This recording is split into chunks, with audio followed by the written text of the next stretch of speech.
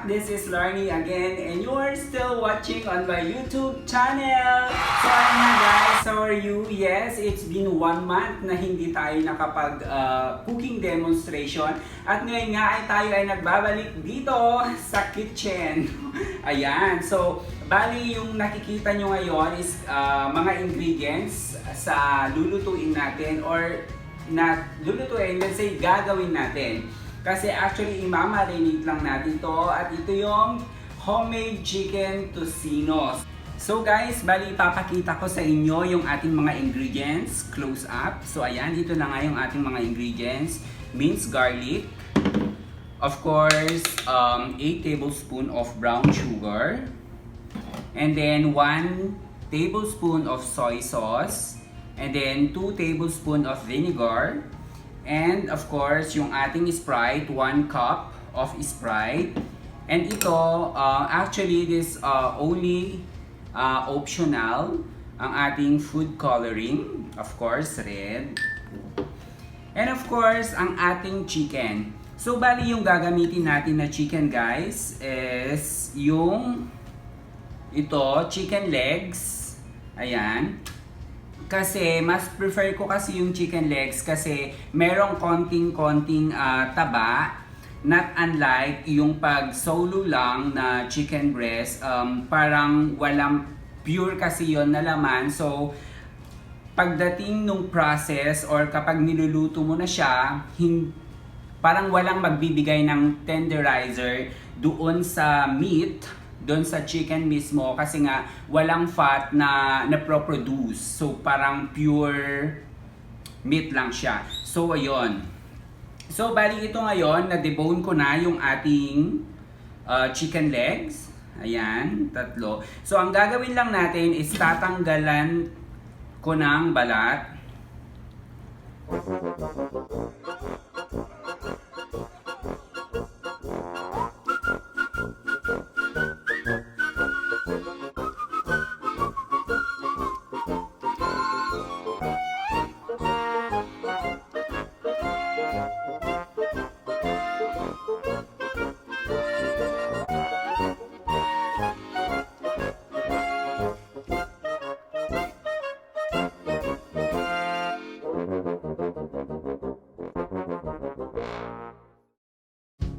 Ayan o, meron siyang konting taba.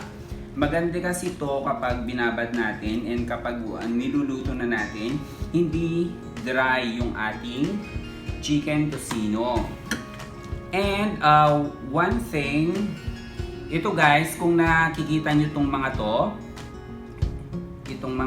so kailangan natin siyang tanggalin. So guys, after, bali ito na yung na-slice natin na chicken. Ayan, so ilalagay na natin yung ating mga ingredients. Of course, yung ating Sprite, lagay na natin. Ayan.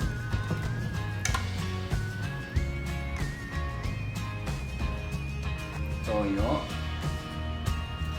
Guys, I forgot to tell you, kailangan din pala natin ng salt.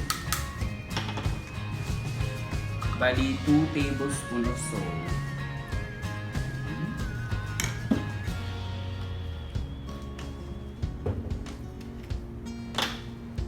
Sugar, vinegar rather, 2. Tapos lagay na natin yung ating sugar.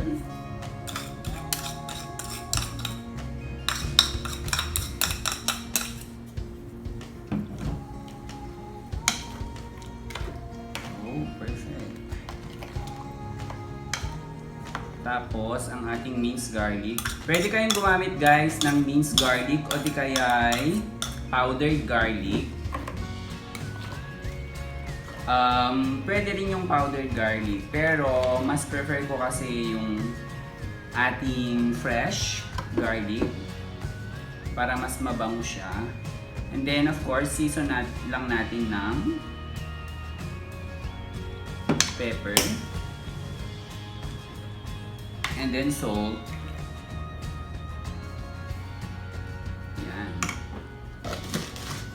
2 teaspoon. And then guys, ito yung food color. Optional naman siya. Tapos lalagyan lang natin ng konting patak. Sobrang dami natin. Ayan. OMG, I love it. Parang napadami yung ating food color. But anyway, that's fine. Ayan. So, bali, tusinong-tusino na siya, guys. Naaamoy ko siya. Perfect. Ayan. So, bali, ang gagawin lang natin is i-marinate natin siya overnight. Ilalagay lang natin siya sa ref overnight. Tatakpan ko lang siya ng foil or cling wrap can do. Tapos, ilalagay ko na siya sa ref. Ayan.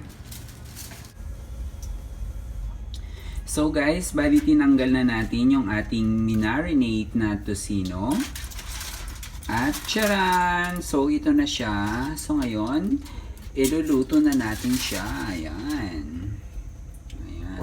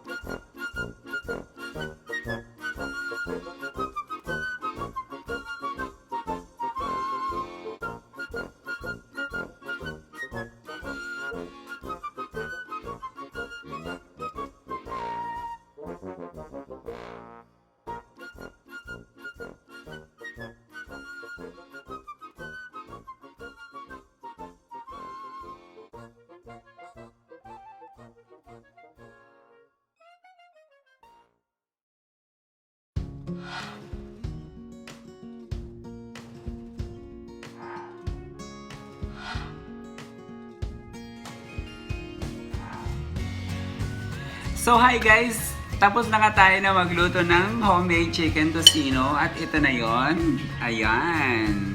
Ayan, o diba? So bali titikman na natin siya.